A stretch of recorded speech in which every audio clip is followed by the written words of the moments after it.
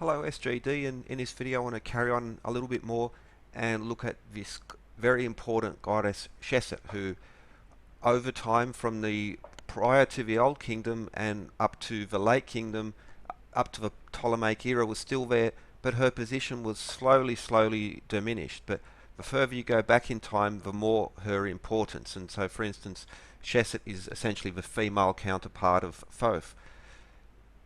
Thoth was connected to writing, astronomy, maths, geometry, surveying, medicine, botany, weights and measures, architecture, knowledge, and science in general.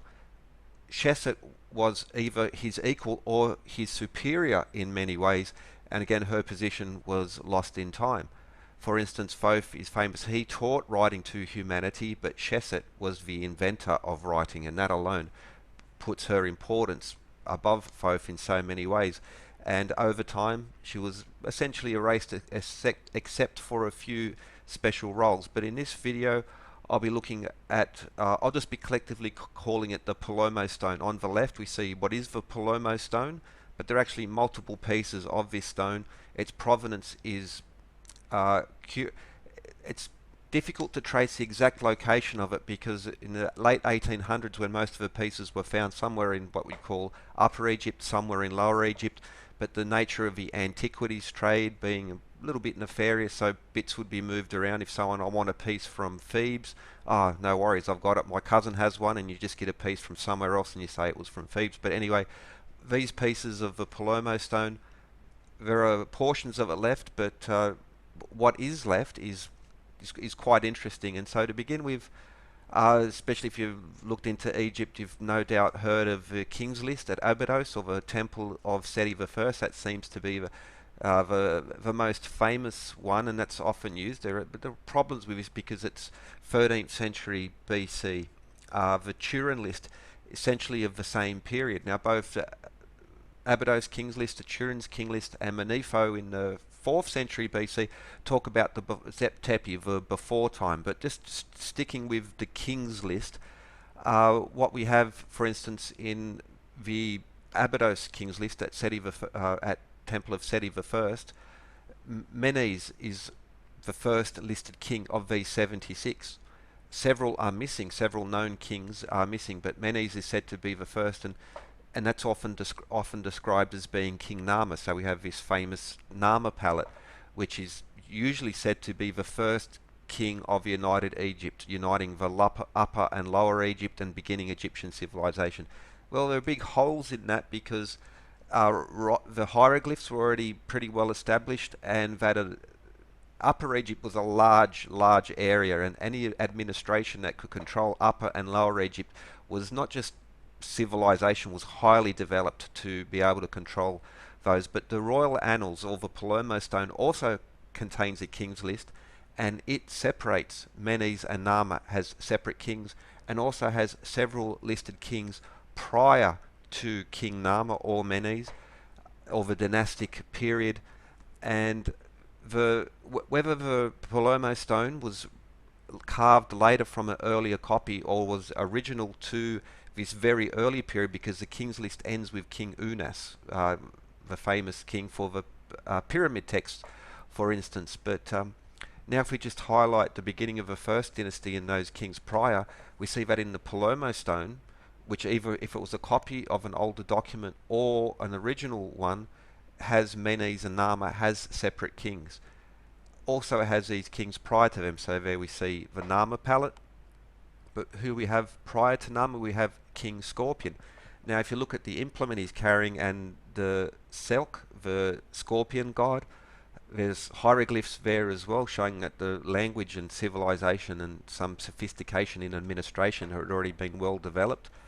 Also the seven petal rosette. But prior to King Scorpio, we also have King Ka, and objects found in regards to him. So this is still highly debated. So for instance, Abydos King's List, Manetho, Turin canon have the before time. Anyway, that's a whole issue. But we have these earlier kings in these earlier documents. But now if we look at, this is a close-up of The Palermo stone, it's a very interesting document in that sense for many reasons. One of the oldest documents as well. It includes references to the Sed festival, references to the stretching the cord ceremony, and also some important features. Now, for instance, there I've highlighted in yellow, each one of those symbols represents a year. That's a stripped palm frond, which is connected to several gods, but especially to Thoth, and more importantly, it's connected to Seshat. It's a symbol of 1 year. And I'll put links in the description. So, for instance, Gardiner's book on hieroglyphs is still a classic reference book, even though it was written over 150 years ago, I think, but it's still a classic reference text, and it shows that this palm frond represents 1 year. Variations on this hieroglyph are also variations on time. You can see the connection of a palm frond. Again, I'll put a link to in the description to Egyptian grammar. You can get it as a free PDF and download, but there we see Gardiner's listings of this palm frond and variations on time, and the most important one is the one there at the top, the palm branch or palm panicle references to time. So there we see again just a combination of hieroglyphs. The scarab with a New Year request, for instance, these are all in Gardiner's, and no one, even whether mainstream or alternative, they all use Gardiner as a reference. So there you go. Now, there we see three version, like a picture, but also two carved images, and also with Thoth. Now you don't get the full picture in all of them, but there you do, at least in the diagram and in the middle right, you get the idea of this bent palm frond as a symbol. And that's an important one because both Thoth and Seshat are especially connected to weights, measures, and accountants as well. That was one of their core influence. And so again, we see a reference to this stripped palm frond. You'll also notice the Shen ring and the tadpole symbol, which represents 100,000 as well. So there are nice little number reflections connected in there. Here's the ebony label of Den, of important pharaoh. There we see the palm frond highlighted there as well, representing a year, but also shows him in the Sed festival, which was where the pharaoh would have to run around the compound to that was part of a ceremony to show his dominion over there. Could go into that, but we'll get into more in other episodes. Here's just I just got a down the road palm tree. That's your palm. You strip it off, and what you have is all these little bits and pieces on there, which is a primitive tally stick system. So just like you see the classic image of Seshat, she counts out the years of the pharaoh. She's his accountant in all sorts of things, and this is a primitive system. But a very effective system. So here we see a tally stick, and there you can see an image. You would carve notches, and you could split the tally stick in half, and then because of erratic nature, it was like a anti-counterfeiting mechanism, because the stick would fit back together. If it fit perfectly, that was that's how they used to record money. It was like an old bank account. You split the stick. If the stick fits back together, therefore it's an honest one. Now there are arguments over what this symbol of Seshat. So on the left we see the later period, and then in the middle that's the Old Kingdom sign for Seshat. Now, is it a palm frond like that, where we can see the little notches as well as a primitive counting mechanism? There are also some who would suggest that it represents a plant which I won't name because you get striked for some reason, but it could be that as well. I'd probably think to this one because Seshat was also connected to survey and measure, just like Thoth, but earlier references, whether it's the pyramid text, coffin text, Book of the Dead, as also these Palermo stones and these other ancient references. But hemp rope was the rope of choice and standard, and of course can't talk about that, so it still carries with us his stigma to this day. Okay, returning to the Palermo stone and this symbol. So each one of those boxes, let's just call them, has this symbol of the palm frond, the palm branch representing 1 year. And as we saw, the symbol, which is not exclusive to Seshat, but these gods or goddesses connected to measurement, such as Thoth, or connected to the flood cycle, but we see that hieroglyph and the strip palm frond, which again is a very convenient, simple tally stick system. So the Palermo stone, more clearly, just as a comparison, the palm frond, and just a close-up you can get to see those boxes, because there's a small rectangle underneath each one of those, and that is another reference to the year. So there I've highlighted it.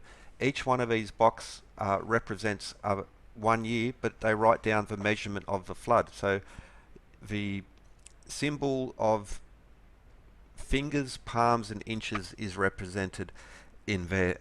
Fingers, palm and cubits, ancient Egyptian cubits. So there you get a close-up of it, and you see how the flood is of 1 palm, 3 cubits, or 2 fingers, 6 palm and 3 cubits, the Nile flood. This was a very, very important measure, because with that they could get a good idea of how good the harvest or how bad the harvest would be. And the 3 seasons of Egypt was Arket, Peret and Shemu, the flood, the growing season and the harvest season.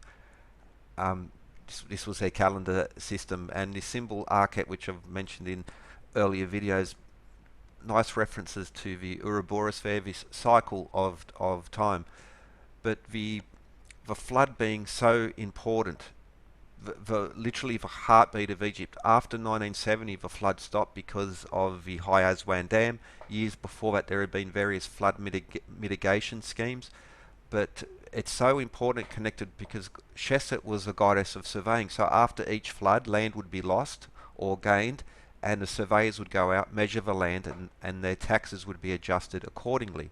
As a goddess of weights and measures, it was the priests, but earlier references have the priestesses of Seshat being the ones who took the measure of the Nile flood. Now, along the whole length of the Nile, you have what are called Nilometers, where the river height would be marked, and the height of the flood being very important, because if it was too high, it would be disastrous. If it was too low, it would be disastrous.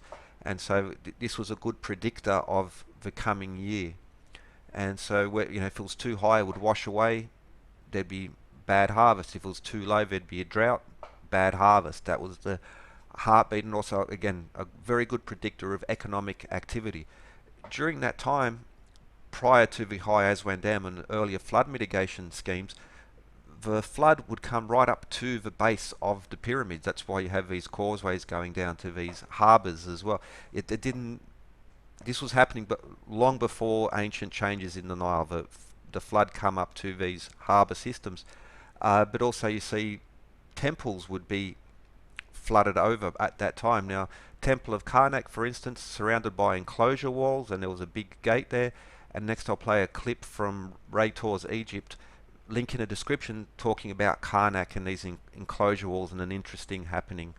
This way, guys, I'm going to show you the most interesting scenes in that area. Then after that, I'll take you to 2 more places, then give you free time to take pictures. You're saying the earthquake, so these have fallen, you think? No, not the earthquake here. Yeah. Actually, the around 1887, the French people been here, right? And at that time, they found that there are salt appear in the wall that came from the floor down, right, in the columns, and they get a white color. So they open the gate of the temple, and they allow to the flood of the water to enter the temple to clean the temple. Okay, yeah. At that year, it's been had a high flood. That's damaged many columns here. Oh, okay. Yeah, but these columns are restored. Oh, restored. Yeah, that process. That one. Oh, okay. Yeah, I see it there. Yeah. So the enclosure walls around Karnak and these other major temples were also flood protection systems. I could bring in Heliopolis, but all other places as well. And the damage which could be done to stone with the salt and water in these cycles would be quite large, especially over time. One flood and after a build-up of salt, well, as we saw there in Karnak. But back to the Palermo stone in each one of these boxes representing a year. I'll put some links to papers in the description. Gardiner and his hieroglyphs, Wainwright and talking about Seshat, and a few others in regards to the Palermo stone. But there we see in these boxes, because there are references to the said festival, but also to the birth of Seshat. Now, I'll go in future episodes into more details, but what we see when you highlight these boxes, and now highlighted in blue, there we see the symbol of Sheshat. This is the old king, the very old symbol of Sheshat when her role was much more dominant. So, for instance, in the pyramid text from Unis, yeah, she's right up there.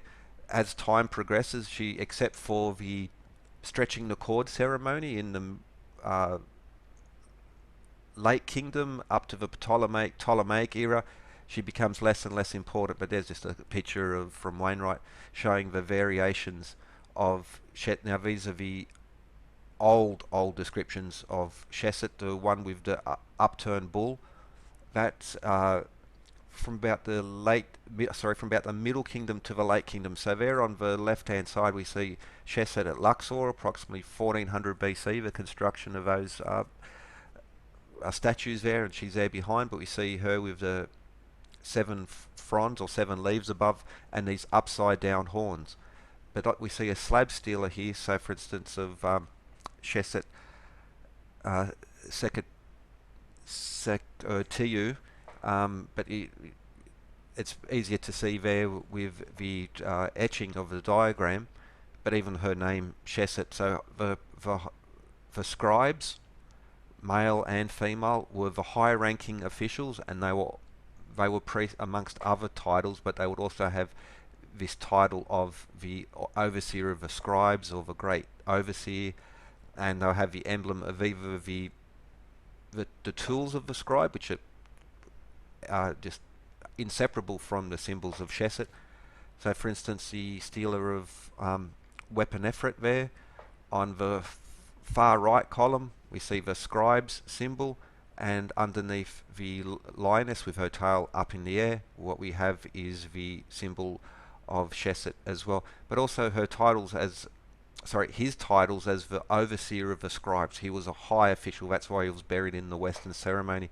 These slab stealer and these very, very high officials who would sometimes go on to become the Pharaoh. But again, we see the old description of Sheshat there, Old Kingdom, as opposed to the Middle and Late Kingdom Ptolemaic descriptions of Sheshat with the upside down horns there. Especially when you, again, in future episodes I'll go more into this, because the stretching the cord ceremony is essential in aligning your temples. It was a very, very important.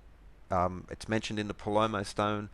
Again, these oldest documents from Egypt, very important there. And I showed earlier a screenshot from Gardiner, but again we're going pre-dynastic now, or early dynastic. And what we have is in both Nama and in King Scorpio or Scorpio 2, we have this 7-petal rosette, which is a early, just again to show the earlier representation, but also the scorpion and Selk, the scorpion god, and those connections. Now, what's he holding? What's Scorpio holding in his hands? Well, that's actually, along with the bull's leg, that's the northern constellation. That's the North Star symbol as well, which is where in the stretching the cord ceremony they had to align. So they'd stretch the cord and they will align it to the north. All the pyramids are aligned to the north.